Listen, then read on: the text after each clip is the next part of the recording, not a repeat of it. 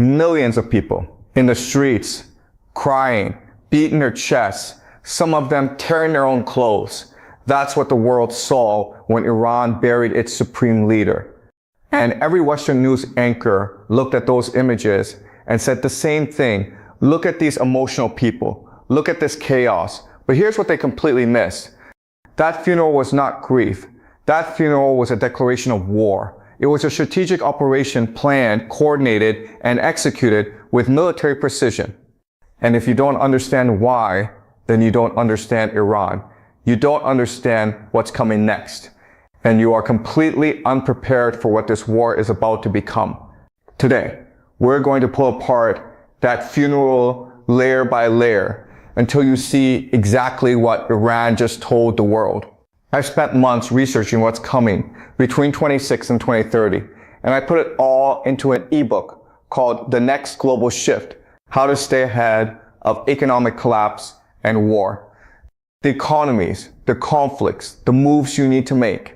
If you want my ebook, link in the caption and comment section. Let's get into the video.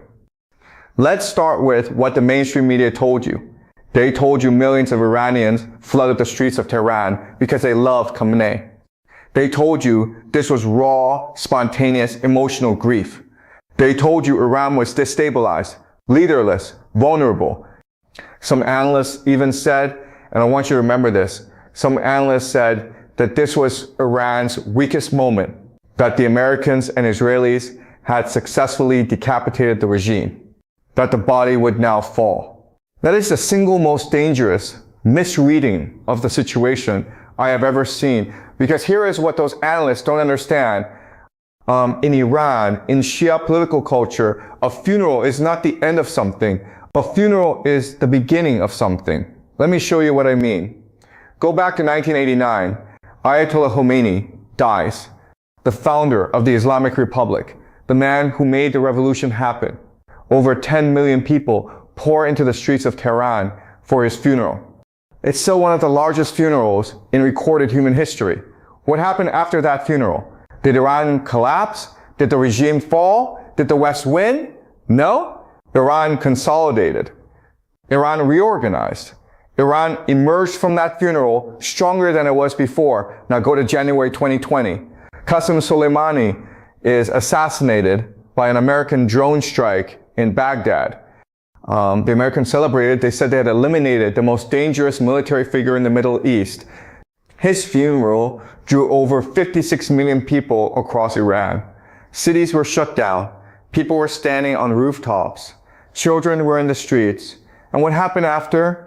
Iran fired ballistic missiles directly at American bases in Iraq. They didn't ask permission. They didn't wait. They acted. So when you see millions at Khamenei's funeral, you should not be asking, is Iran grieving? You should be asking, what has Iran just authorized itself to do? To understand this, you need to understand something fundamental about Shia Islam that most people in the West have never been taught. Shia Islam is built on a theology of martyrdom. In 680 AD, at the Battle of Karbala, Imam Hussein, the grandson of the Prophet Muhammad, was surrounded, outnumbered, and killed by the armies of the Umayyad Caliph. He knew he was going to die. He chose to die anyway. That event is a spiritual DNA of every Shia Muslim alive today. What it means is this. In the Shia worldview, dying for a righteous cause is not a tragedy. It is the highest possible honor. It is the ultimate act of religious devotion. So when the Israelis and Americans killed Khamenei, when they thought they were breaking Iran's spine, what they actually did was hand Iran the most powerful political weapon in the entire Shia ideological arsenal. They gave Iran a martyr. Not just any martyr, the supreme leader, the Imam, the man who stood in for the hidden Imam himself in Shia political theology. Now think about what that means strategically. Every Shia Muslim in the world, and there are 200 million of them, has now received a religious obligation, not a suggestion, an obligation. The man who represented your faith was killed by the great enemy. What do? You fight, you sacrifice, you commit. The funeral was the moment Iran activated that obligation at scale. Millions in the streets wasn't grief, it was mobilization. Now let's talk about something even more important, something the cameras didn't capture. While millions were in the streets, a different funeral was happening behind closed doors in the corridors of power in Tehran. Because Khamenei's death didn't just leave Iran without a supreme leader. It left a vacuum.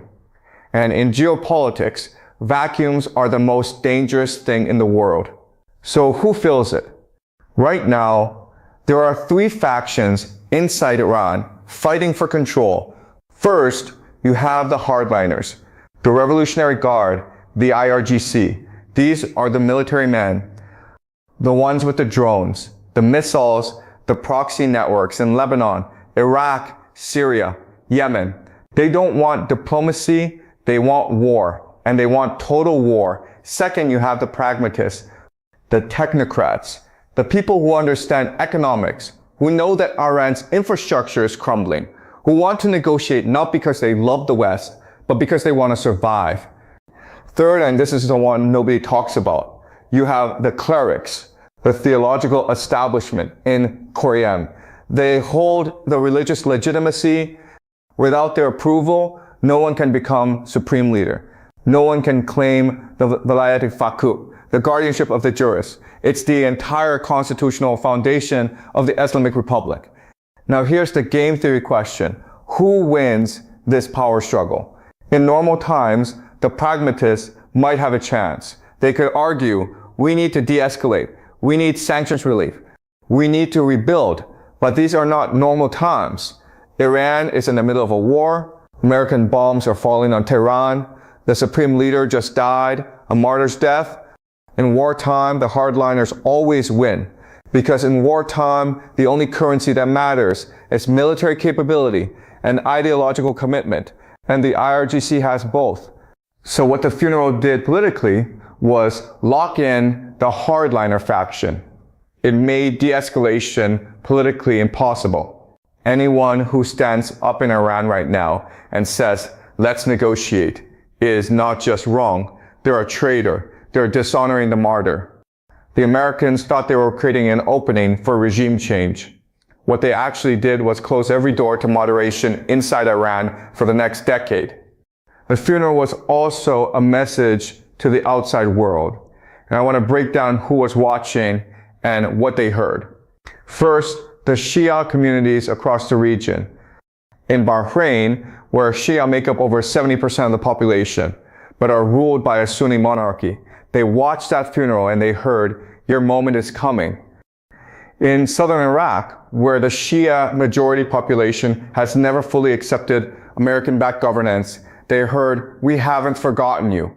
In southern Lebanon, in the Bekaa Valley, Hezbollah commanders watched that funeral and understood the restraint is over. The calculations have changed. Second message to the GCC monarchies, Saudi Arabia, UAE, Kuwait. These are governments that have been quietly watching, pretending to be neutral, hoping this war stays contained. The funeral told them something very specific. It said, your populations are watching too, and some of them are Shia, and all of them are Muslim, and we just buried a martyr. The Gulf monarchies depend on political stability. They depend on their populations not asking too many questions. Khamenei's funeral put every Gulf government on notice that the ground beneath them is less stable than they think. Third message, to Russia and China. Both countries sent formal condolences. Both countries very carefully did not condemn the American and Israeli strikes. They are watching. They are calculating. The funeral told them, Iran is not broken. Iran is not begging for rescue. Iran is mobilizing. That changes the calculus for whether Russia and China eventually get involved and how. Here is the core strategic error that the Americans and Israelis keep making. And I want you to really understand this because it explains everything. Western strategic thinking is built on what we call rational actor theory. The idea is simple. Every government, every military, every political leader makes decisions based on rational self-interest. They calculate costs and benefits. They weigh outcomes. They try to maximize their survival. And by that logic, killing the supreme leader makes perfect sense. Remove the decision maker. Decapitate the command structure. The organization loses coherence and collapses. This is called the shock and awe doctrine. And it worked sort of against Saddam Hussein in 2003 because Saddam's regime was built around one man's personal power. Remove Saddam and the Ba'athist system had nothing to hold on to. But Iran is not Iraq in 2003. And this is where the Americans are making a catastrophic miscalculation. Iran's system is not built around one man. It is built around an idea. The idea of Vilayat al-Faqih, that God's governance continues on earth through the jurisprudence of the Islamic Republic. Khamenei wasn't important because he had power. He was important because he was the vessel of a theological system. When you kill the vessel, the theology doesn't die. It multiplies. It disperses. It becomes decentralized. Every IRGC commander, every regional militia leader, every Basiji unit in every Iranian city now acts on their own mandate, their own interpretation of what the martyr sacrifice demands. You haven't cut off the head. You've turned one head into 1,000 heads. And a decentralized, ideologically motivated fighting force is the single hardest military problem in the world to solve. Ask the Americans about Vietnam. Ask the Soviets about Afghanistan. Ask the Israelis about Lebanon. In 2006, the funeral was the moment that decentralization became official. When you saw millions in the streets, you were watching Iran's command structure transform from a hierarchy into a network. And networks don't die when you bomb the headquarters. So let's zoom out. Let's think about this war. Not in days or weeks, but in years and decades. Because that's the time scale Iran is operating on. Iran has been under American sanctions for 45 years. 45 years of economic pressure, of isolation, of being told by the Western world that you are a pariah. And yet Iran still exists.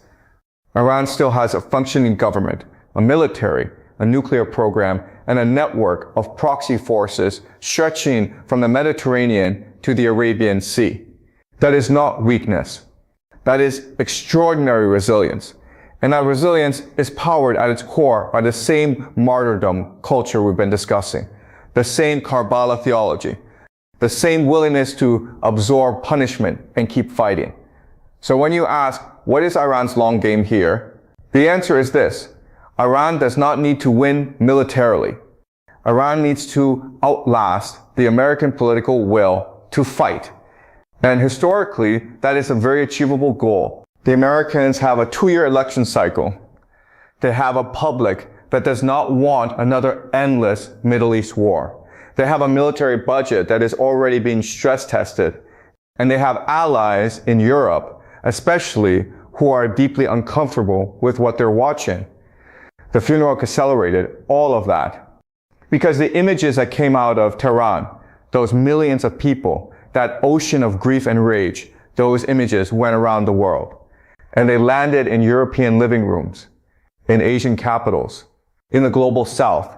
And what those audiences saw was not a terrorist state celebrating violence. They saw a civilization in mourning. They saw human beings. They saw a government that, whatever you think of its politics, clearly has the support of enormous numbers of its own people. That matters. Because the Americans cannot win this war without international legitimacy. And international legitimacy is already eroding. So let me bring this all together for you. Khamenei's funeral was not a moment of Iranian weakness. It was a precisely executed strategic communication to internal factions, to regional proxies, to global audiences, and to history itself. It locked in the hardliners. It activated the martyrdom obligation across the Shia world.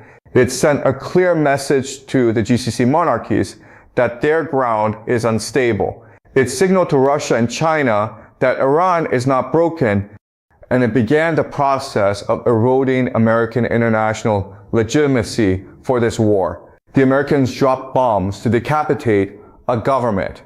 Iran held a funeral to build an army. That is the asymmetry that nobody on Western television is explaining to you. And that asymmetry, ideological commitment versus institutional power, is the real story of this war. Now, the questions that we need to answer going forward are these. Who replaces Khamenei? And does the replacement actually hold the IRGC's loyalty, or does the military effectively take over? That is question one. Question two, how long before the Shia uprisings in Bahrain and southern Iraq become impossible for those governments to contain? And question three, the one that keeps me up at night, at what point does Iran decide that martyrdom is not enough? At what point does the calculation shift to, if we're going to lose anyway, what do we do with our nuclear program? We are going to work through each of those questions in the coming weeks, because this war is not a news event. It is a civilizational turning point, and you deserve to understand it fully. If this kind of analysis is useful to you, share this video. Because the only way more people understand what's actually happening is if more people see it. If you want my ebook link in the description and the comment section, I'll see you in the next one.